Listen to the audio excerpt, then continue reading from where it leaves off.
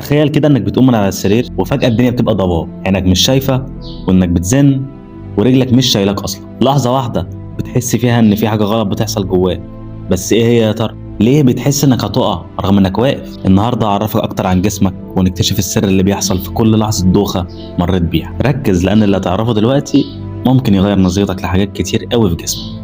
ويلا بينا نبدأ.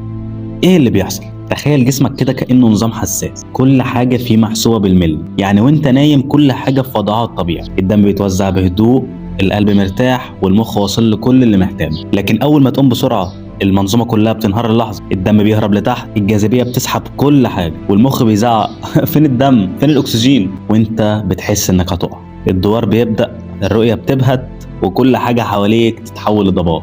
عارف بقى ايه اللي بيحصل لك ده؟ اللي بيحصل لك ده اسمه هبوط الدم الانتصابي، وده مش مجرد مصطلح طبي خالص، ده انذار من جسمك انه بيقول لك انا مش جاهز للحركه اللي انت عملتها دي. المخ محتاج دم لكن الضغط نزل فجأة، نزل لتحت، القلب بيبدأ يضرب بسرعة والأوعية بتتقلص، وجسمك بيحاول يتصرف في ثواني معدودة عشان ما يغيبش عن الوعي. بس لو الحركة اللي انت عملتها دي كانت عنيفة أو مفاجأة، النظام كله بيتأخر وبتحصل الدوخة اللي دايما بنمر بيها دي.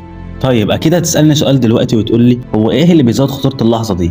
ايه اللي بيخليها تيجي اصلا؟ الدوخه يا جماعه مش كلها زي بعضها، في عوامل بتخلي اللحظه دي خطيره جدا عليك. يعني مثلا ضغطك منخفض يبقى قلبك شغال باقل طاقه ممكنه، او مثلا ممكن تكون صايم جسمك مش قادر اصلا يتعامل مع التغيير المفاجئ ده، واحتمال مثلا تكون عطشان زي مثلا تكون مشغل محرك كده من غير زيت، تخيل. او ممكن تكون نمت كتير مثلا او قعدت كتير فجسمك مش متعود على الحركه المفاجئه دي، او انت مثلا راجع من الشغل تعبان فمجهد جسمك مش قادر يستجيب بسرعه زي المفروض ان هو يحصل. ممكن لحظه واحده تكون هي الفرق بين انك تفضل واقف او تقع في ثانيه. عارف ليه؟ لان كل عامل من دول اللي انا قلتهم لك دلوقتي بيسحب التوازن من تحت رجلك وبيخليك دايخ اكتر من اي وقت تاني.